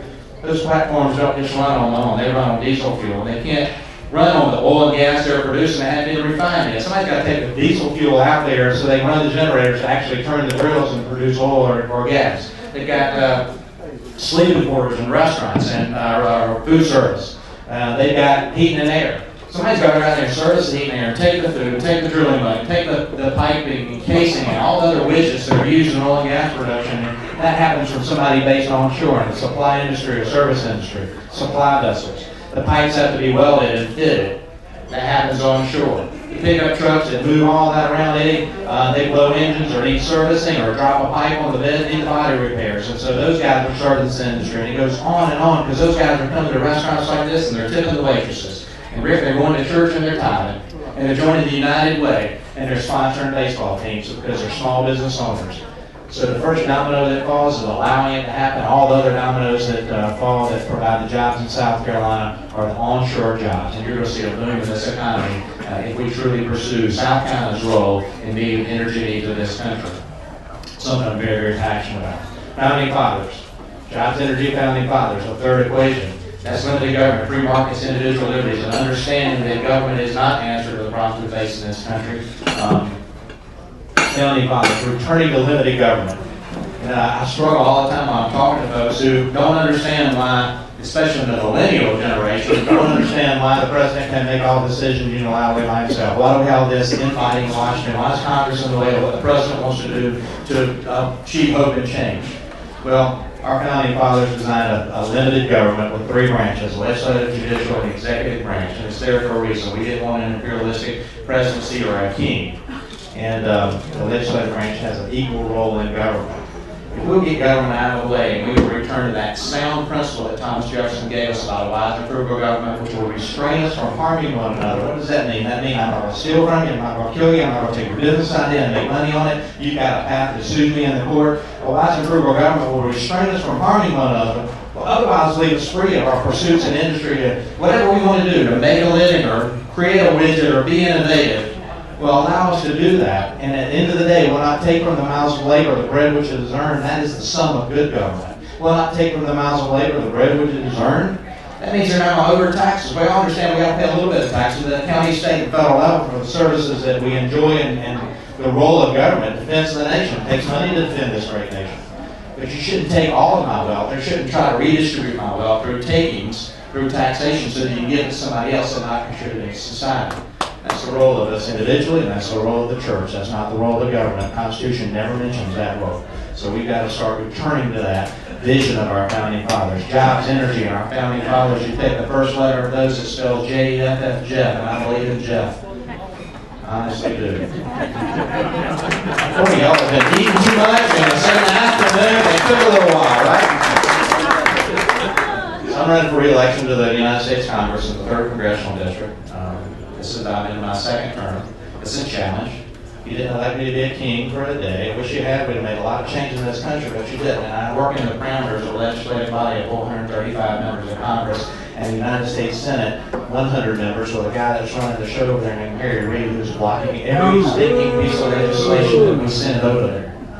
Every one of them goes in file 13 to create jobs, to lessen the regulations, to lessen the taxes, to unleash that innovative and entrepreneurial spirit. Everything I've talked about is being blocked in the United States Senate by Harry Reid. Yes. So we've got hope because we're going to change the United States Senate in November. We're going to win the Senate.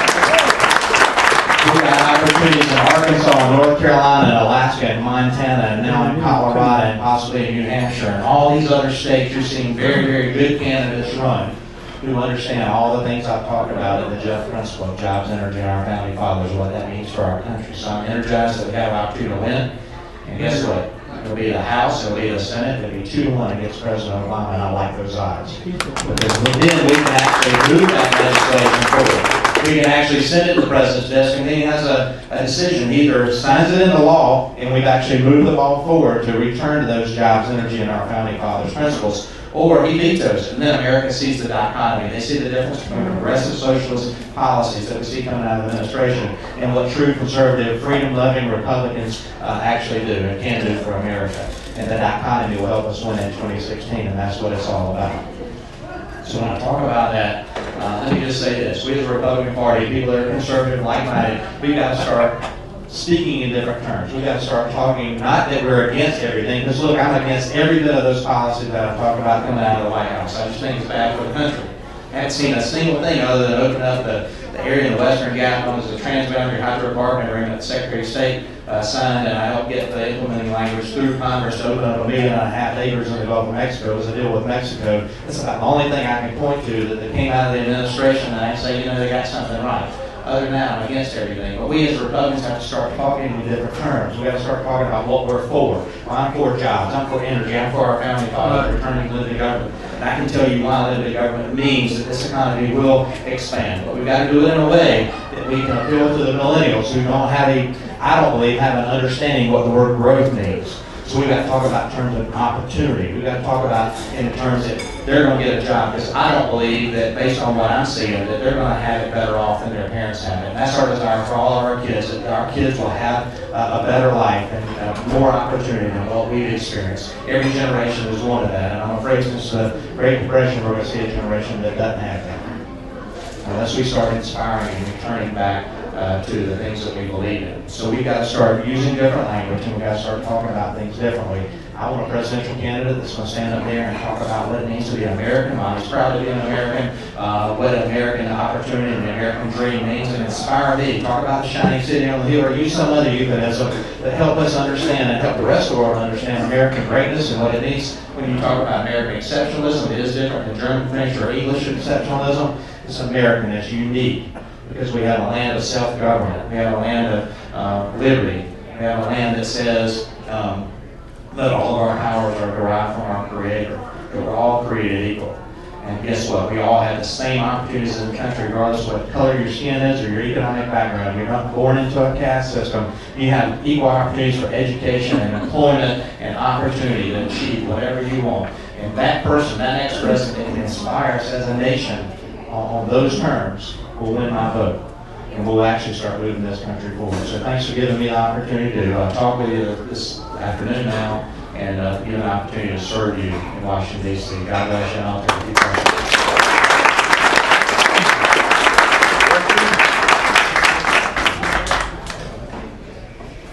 Jonathan Hill.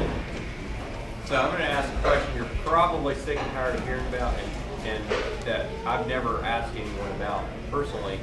But it's an issue that this area is dealing with and has for some time. And I'm still learning about the issue. It was reported in 2012 by the Greenville News that the Army Corps of Engineers would like to manage lake levels a little more proactively and responsibly to what's actually going on in the weather. But they basically said it takes an act of Congress to change how they're managing the lake. Is that true? And if so, would you be willing to sponsor a bill to change that? Yeah, the way the Corps operates the lakes here in South Carolina is the same way they operate the lakes in western and midwestern areas. They're under one broad mandate. So it is true to some degree. One thing we've worked on in our office is try to change that. First thing is an environmental impact statement. Another thing is adaptive management technologies. Clemson University got a grant of about $3 million looking at real-time information so that the Corps can start managing those lakes in a real-time fashion. What happens now, you have a climatic weather event upstream or downstream that affects the whole basin. They don't just manage the Lake Hartwell, they don't manage the Thurman, they manage the whole river system, all the way from the mountains all the way to the coast. Saltwater infusion and what is the flat-nosed sturgeon that comes in that's not native species to the river system, but it's using the river system now. What is the downstream flow of fresh water with the right oxygen and other things at the time of year? So they've got a lot of things to try to key into the formula on managing the whole river system, but we believe they need to do it real time, because what happens now, you have a climatic weather event, they get the data, they analyze it, about 3 weeks later they start adjusting the lake flows. Well, that water's already gone. It's already out of there. So you need to be able to do that in real time, either hold the water or release the water in order to affect that. And Clemson's got the technology to do that, something I support. The Lord's blessed us with a lot of water. The lakes are full. Everything looks great, but it may not always be that way. One of the toughest things that I've dealt with, but it doesn't begin or end with me. Gresham worked with it. Before that, Lindsay worked with it. Before that, Butler Derrick worked with it. Try to figure out how to keep water in Lake Hartwell and manage the whole river system. So it's a challenge. What I want to do is give the Corps the ability to manage East Coast rivers or Southern rivers a little different than they manage Western rivers or rivers in the middle of the country. And but they can't do that right now. They have one mandate, and it's from Congress on the whole Corps mission. So we need to change that. Been working with Lindsay's office on that a little bit along, but it's difficult to try to find the right avenue. It's a standalone bill, it's a part of a bigger package. I will say this, that we've got the water bill, which deals with the Port of Charleston and all the water systems in the Port. We've got some language in that mainly on the port, but trying to find those avenues. So you're exactly right, it's going to take an act of Congress, but it's not going to happen overnight. So we're still working to try to find that sweet spot. So good question. I'll take one or two more, and then we're going to have to run. This kind of went over. Yes, ma'am.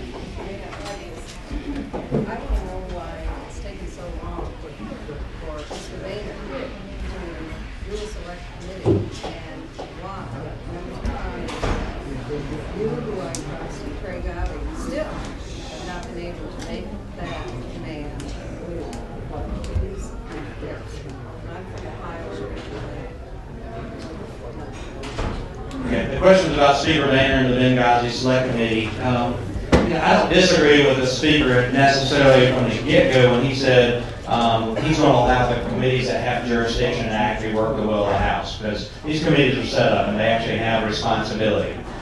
Where I disagree is you've got so much overlap and lack of overlap, people relying on Darrell Hyson, the Oversight Committee, to kind of fill the gaps. But I can tell you, sitting on a committee that has about 65 members, and we all are limited to 5 minutes apiece, so when you have Hillary Clinton or John Kerry or whoever in front of us, I get 5 minutes, and then it goes to the next person.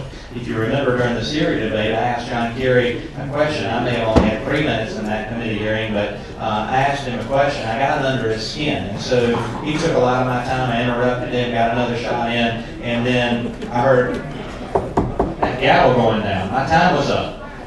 What's John Kerry do? Point of personal privilege, Mr. Chairman, and it went on for a minute and a half more, railing against what I had to talk with him about. So what did I do? I held up Tyrone Wood's picture. I couldn't say another thing. My time was up. He had a point of personal privilege and went on for a minute and a half. And I just said, this is what it's all about right here.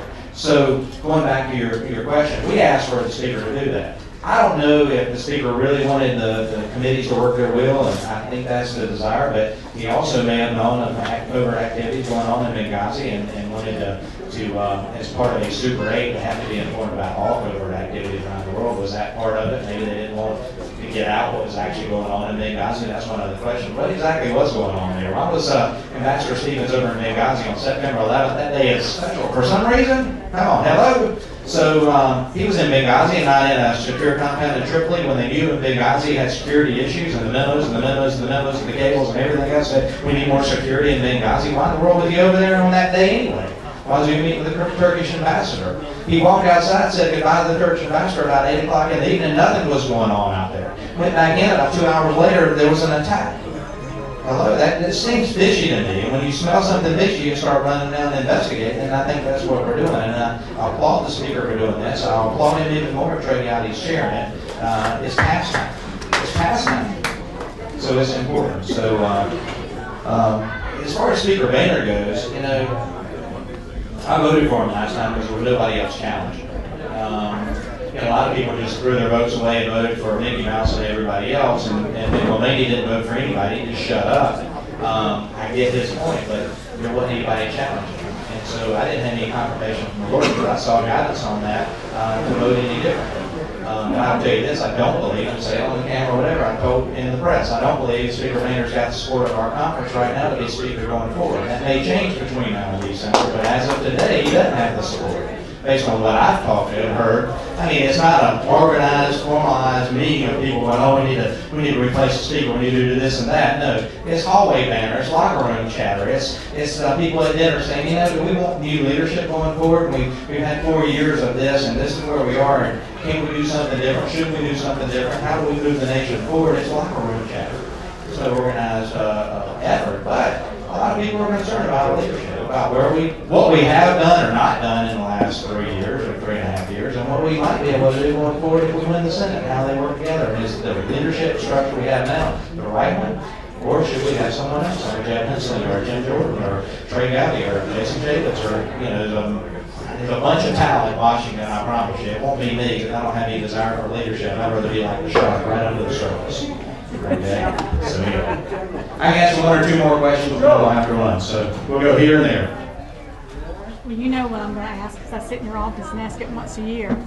But I want you to tell me, where do we need to go and who do we need to talk to about our 6% second homeowners tax? About what? Our 6% second homeowners tax, investment tax. Because when you go Georgia line, North Carolina line, it's 4%. Here it's 6%, and we're losing a ton of business. Yeah, that's a state issue. 6 and 4 is a state issue, and that's something to talk about these new candidates and existing guys like Brian White and say why, because the state's got to change that policy on taxation. From a federal point, we don't collect any money from your real estate to fund the federal government. It is all in revenue coming to us is corporate income tax, personal income tax, some gasoline tax, and some tariff money. The second largest income stream of the federal government, though, also comes from what do you think the second largest income stream? Ed, I'll answer. The second largest income stream of the federal government, second only to income tax, is what? Property tax. Who said it? I heard it. It's oil and gas.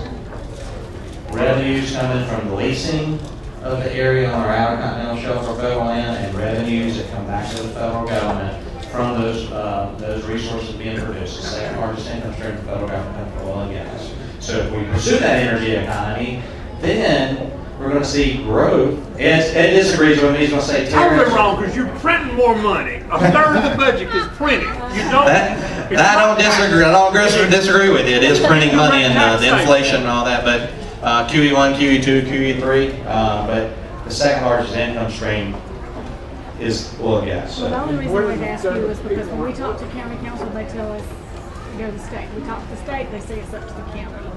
So I just need to know exactly where the decision is made. If I were you, I'd call Brian White, I'd go right down here and I'd sit down with the chairman of the Ways and Means Committee and say we need to change this. Yeah, I just had lunch with him last week. Y'all need to utilize, and you're not doing it, you need to utilize the power structure that you got from Anderson County. Because Brian White is chairman of Ways and Means. It's the most powerful committee in the House of Representatives. I mean, you've got a very, very senior senator who represents part of Anderson County, and Billy Odell. Then you got Kevin Bryant, who's a rock star gaining seniority. So those guys really need to start looking at, if you really believe and you can sway them, they need to look at the tax policy and taxation in this state, because that's where it's got to be. And so utilize that resource. Brian is the one that has you're the speaker. He's got the power of the purse. He's got the chairman of the Ways and Means Committee. Is the most powerful committee chairman in the state. And right before that, you had Dan Cooper. So Anderson County's been blessed with that. If y'all can't get anything done, talk to those guys. This is my opinion. Thank you, Jim. Absolutely. Thank you. I'm going to walk right back here and get this one, and then I'll come up and get one more, and we'll call it quits. Okay, for everybody to hear. Right now, forget about Benghazi, forget about these other things. They're unimportant right now. That's the past. We have, right now here, more things that are more important. One is, the Bill of Rights is being attacked by the Democrats, and they want to really destroy it. And if anyone studied American history, you would know the Bill of Rights was necessary necessary to get the Constitution enacted. One thing is, like, we'll take the First Amendment. People do not know the difference between the word establishment and acknowledgement. Now, it says, Congress will make no law regarding the establishment of religion nor the prohibition of. That is, you cannot establish a law, but the word acknowledgement is entirely different. You can acknowledge Jesus is the Lord God Almighty, no problem. But no, we can't do that now because we have to be worried about offending Muslims. Who are these people? That we should sacrifice our rights for them. Second Amendment, the right to keep and bear arms. I will stand by that regardless for anything. Now he said that we get a few morons either in Connecticut or out in Colorado, and they say, oh no, we got to take all the guns away now. People can't have guns. Everything in our society is collapsing because we're looking at this, we're chasing rabbits instead of addressing core issues. And I'm beginning to wonder if anybody in Washington has actually read the Constitution. No. And sometimes I think all these representatives, they don't even know what's in it. It's like Nancy Pelosi. We got to pass this great, huge health bill so we can find out what's in it. That's right. And you're spot on. Look, since the Republicans have been in the House, and thank goodness we are in control of the House of Representatives, we stopped every assault on the Second Amendment since I've been here. So the Second Amendment is not being assaulted at the federal level. The state levels, that's an argument for the court whether states are in violation of the Second Amendment. And as far as the First Amendment goes, there's definitely an erosion in this country of understanding what the First Amendment is about. When I mention the First Amendment to folks, I say, what do you think the First Amendment means? And they say freedom of speech, freedom of press. One thing. Yeah. Okay. You've got also Rich McConnell up there, totally dedicated now, and he said it himself, he is dedicated to the destruction of the Tea Party and conservative principles. If that's the case, the Tea Party and conservatives in Kentucky ought to kick him out. That's an organized effort. I don't have a vote in Kentucky. But he wants to do it for the whole nation. How much money have you sent to Kentucky candidates running against him? How many doors have you knocked on in Kentucky against Mitch McConnell? If we truly believe he's a threat to this country and our freedoms, then the Tea Party and the conservatives need to get active and support candidates that are actually running against him. That's how the process works. I'll tell you, as your representative here in this state, I'm going to stand firm on the First Amendment, Second Amendment, and I have on the Fourth Amendment, the NSA spying program, the erosion of liberty. And also, if you come back into this country from another country and you got a laptop, guess what? CBP can take that laptop and hold it without due cause, without due process, just because they can. And that goes back to the original 1700s in this country, a policy that was set. But what's the difference between that laptop and your journal? On my laptop, I've got all my personal thoughts, I got my pictures, I may have business plans, I may have love letters that I've scanned and put on there, just like I may have in a journal. They're not going to take my journal because that's an electronic means. They can take that. What's wrong about that? That's a violation of my Fourth Amendment rights to be secure in my personal papers and effects. And so these are things we're working on, the Bill of Rights issues that you don't see because we're not on bread every night talking about it. But I tell you, it's happening in committee and we're fighting that. So those issues are being addressed. I appreciate your comment, and I tell you, I'm with you on that. The erosion is happening. So I'm going to take one more right here.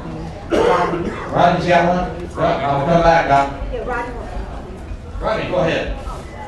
What do you think of the odds among the Republican colleagues in Washington that after this election we're going to repeal the tax called the Democrat-sponsored Obamacare? Ask that one more time to make sure I understood. What do you think the odds are among the Republican colleagues after this election that we can repeal the Democrat-sponsored Obamacare? After this election, I believe there's going to be more effort, successful effort out of Congress to actually send bills to the president that repeals Obamacare. Absolutely. I believe we're going to gain seats in the House of like-minded Republicans that are running in this country. We're going to win the Senate with like-minded senators. But the actual effect the president will veto that. So Congress will show that our efforts are to repeal and replace Obamacare with more free market individual ownership of policy, the ability to cross state lines, purchase policies across state lines, more free market principles. We will have a replacement bill as well, and we need to talk more about that. But that bill's going to go to the president. I don't believe that our odds are very strong that President Obama will sign into law a repeal of his signature legislation. And so knowing that, that shouldn't slow down. We ought to push the accelerator and not take our foot off of it to repeal Obamacare. But I believe it will help us show the dichotomy I talked about between, big government progressive policies that we see coming out of the White House and what we as freedom-loving conservative Americans believe. And that'll help us win the White House in 2016, but only if we have the right candidate. Follow up Charles, yes. follow up that. If we get a new Senate, you think we'll get enough? Will the law that just recently passed in the Senate of changing the vote where you don't have to have that supermajority or anything? How about, simple majority overall presidential veto? Well, that's the override of a veto is a constitutional issue. So if we're going to change how we override a veto, we're going to have to change the Constitution of what it takes to override a veto. That language is very clear in the Constitution. So are we willing to make an amendment? I will say this about what you just asked. I hope the Republicans do not change the nuclear option and all that. I hope we stick it to Harry Reid and the Democrats over there, because they've been sticking it to us for far too long. You better have the guy that replaces Mitch McConnell with some cojones to be able to do that. That's right. It's willing to lead the Republicans and say, no, we're not going to change the rules of the Senate. We're going to give it to them, and we're going to give it to them in double measure so that they never want to go down that road again with us, because that's a two-way street, buddy. That's right. That's the kind of resolve we need in the United States. Last question. What is happening on the IRS scandal, which attacks conservatives and the Tea Party? Is there anything going on there? Most learners will have a contempt vote next week or the following week, so we're going to hold her for contempt. She needs to go to jail for obstruction of the United States Congress. Everyone in her agency at IRS that had culpability in using the IRS as a political arm of the administration to go after their political enemies is wrong, and it ought to go all the way back to the White House if he had that directive on that. But we got to make the case. We got to cross every T and dot every I. Just because we don't like the president's policy, just because we don't like him, doesn't mean we can go and file articles of impeachment and remove him from office. We better make the case.